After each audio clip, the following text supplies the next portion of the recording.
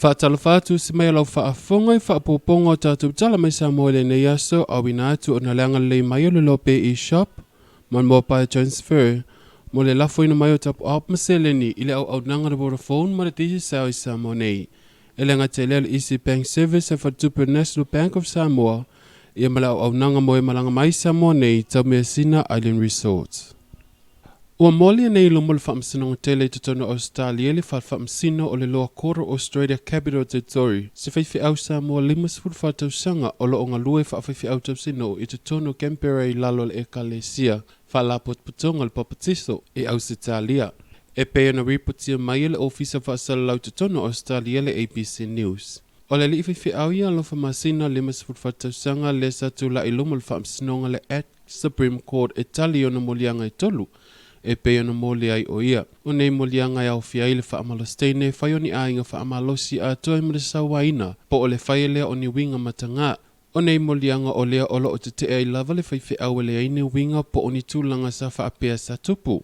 Whailoa le loa ia I le tua le loa I lumu le whaamsnonga le loa ia Sky Jerome whaapea I mole mau. A le o loo tangi. O ia si tangata pito silo na ia te tonuina le sunga ia alofa masina pitai ua ia mau aluma. Sa mana ia le whaamsino le molimau a le o loo tangi whaapea sa whaia alofa masina se te talo Prayer of Deliverance. Ma whaailoa iloa le whaamsino e whaapea.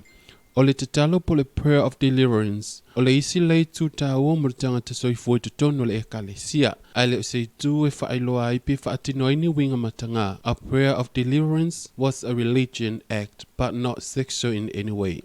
E taua le manga le whaamasinonga e whaasanga le whaifi au lo te Papatiso. O lo ia te te lava I nei mulianga peitai. O lo o whaailoa o malava I whaamaumaunga le lo ia o lo o tū mo le o lo o tangi. E taua le mai mo le mau a le o lo o tangi a toi ma leo leo. O lo o manilo lava I tu ainga ngaluenga sa whaatinoina le whiwhi au a o ia whaiese ngaluenga mo le o lo o afia. O le whaatinoina o lana ngaluenga na ia whaailoa ailo na whaamalo sino se tamaitai lea sa ia whaia se te talo Prayer of Deliverance. Whaailoa le tamaitai lumo le whaamsinonga tulanga umasa whaatinoina ia lofa masina ia te ia pitai la e manino I mo le maua le loa ia mo le o lo o tangi. O lo o ta ua ia lofa masina o nei ngaluenga uma sa whaatinoina e mai lea ngangapa ia mangayo inga uma na ape a whaatino le te talo kiliva. It was all part of the Prayer of Deliverance. Whailoa e le o lo o tangi sa ia to e vili alofa e winga I le tulanga ui whaatinoina ai whailoa mai alofa o ngayo inga uma lava ai lea ngangapa ia ma ele o ano ai fo I alofa I nei tulanga uma ai o lo o ti ngā le tamaitai I nei winga ua whaalia. Ma sa ia whaailoa I le whaletua alofa ma sina lea tulanga ma ripoti ai loa I le ofisa o leo leo. O lea mau mai ni ripoti e peo na whaailoa fo I le tu o le o lo o tangi. Sa tu lai mai fo I se mta upu lea lava whiwhi au a o le mta upu lava lea o le whai ainga whaamalosi.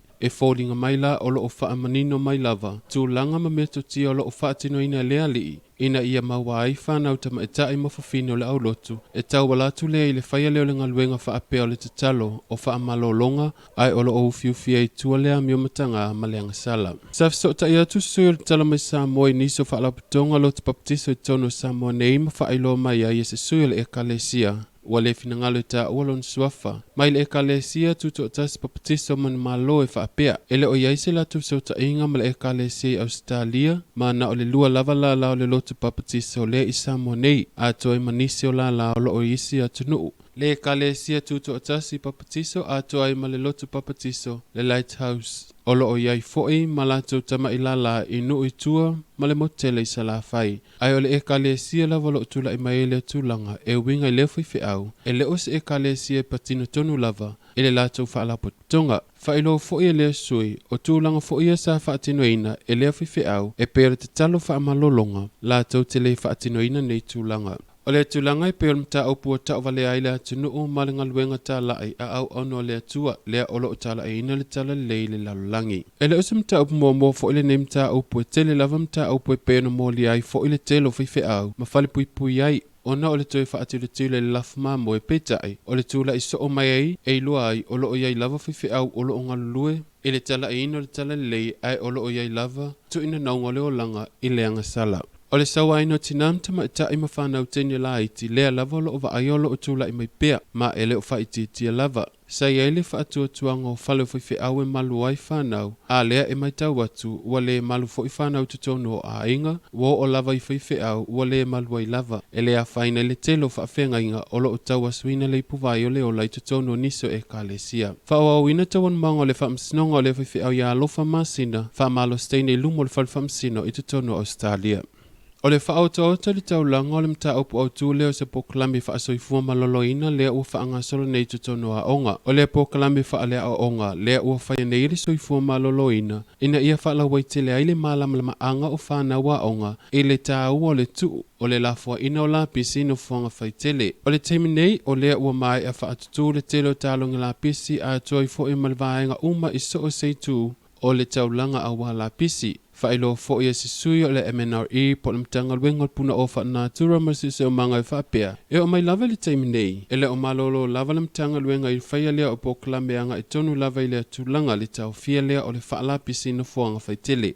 E le o pofo i selilo i le isi poklame le mtanga luenga le sa whaatino ina le afio anga motaa, le whaale lea leo le a au, le ngatai whale a toa i ma le tonga tongo. O lea lava e una ia lava nei pokalame umba au wale no fumalama ai o le mamalu lau tele o le atinuu. O se feese se inga ale Samoa National Lotto ma le mamalo le atinuu i se mta upu, lea sa tula i mai lea sto na ina se ima vai atu nei. E ala le i se whaale tonu i le lauina o numero le loto a toa i maliponesi. O le feese se inga lea uatu ina mai lunga se tusi wha amalulua le pulengo le Samoa National Lotto i ana pa anga taa alo i le taa longa. Ona o se sasi, po o se whaale tonu mai fo i le ofisa e ala le i le se seo numero sa tu ina mai i le leitio. O le mta upo mo mua lau numero le loto, ma le ponesi mai le leitio, ai fatu amul muli wha asau i lungo le TV, pei tai o lesa lau ina mai le loto le leitio e esi le ponesi, ai ua to e sau le TV, ua sui mai foi. O le tusi whamalulua le ofisa o Samoa National Lotto lo o manino ai, o se sasi le ofisa, lea sa mafuai o se se atu numera sa wha ina atu le leitio, ai o le sa onga lava lea sa wha sao atu i lungo le TV lua po le TV le Ekalesia. O le whamalulu mai elim tanga luenga po le pulenga le Samoa National Lotto le malo le atu nuu, o no nei fo i tūlanga sa tutupu, ma ele toi tūla i mai fo i le lumanai. O le toisu iai o le kālena po pokalame o onga i tutono le atunuu e le ngata i lea o le kālena mo whaia onga. Lea ua mai ona pāsia e le ngata i se pepa tustusia ma le kāpeneta. Ai o le unga i peona whailo mai e le mtanga luenga a onga taalonga manga nuu. O le efisu ia inga o lo whailo mai ai mo le tausanga fau lua whelua tasi. O le kālena la lea ua whailo mai o lea lave tu mau le wha o kuata o a onga tulanga lua a toa i makolisi. O le kuata mua se furu vai aso mai le aso lua sfurfito Januari e o atu i le aso tolo a perila. Kuata lua e amata mai le aso fau me e o atu i le aso se furfito Julai se furutasi vai aso. Kuata lontolo se furu vai aso e amata mai le aso lua sfurfito Julai e wha mai ai le aso lua o kitopa. Ma le kuata munumuli le kuata fa e se furu vai aso e amata mai o kitopa ai wha mai ai i le aso se furu valo Novemba. A le vasenga whaia o ngai amata o nā e lātou i le aso se fulu valo Januari. E leo iai lawa se suinga tele i le kālena mo le te sangfou. E peona whailo mai e se sui o le mtanga luenga wa onga. Ma o le ofua fo i le suinga i lunga le polo i ngale malo mai le wha mai o le COVID se fulu iwa. O nisi nao me o le o tupu i Samoa nei ta wala atu i tala mai Samoa mo le ne yaso. Toi wha amawina le wha aftai le angalei mai o le loa pay e shop ma le mobile transfer. Mo le lafo ina mai o tatu tapu au masele ne mo mai lunga le au nanga le Vodafone ma na tiji sao i Samoa nei. Ele ngata i lea au le Easy Bank Service of Tupe National Bank of Samoa. A pia fo i au nanga mo i malanga mai Samoa nei le tau mea sina Island Resorts.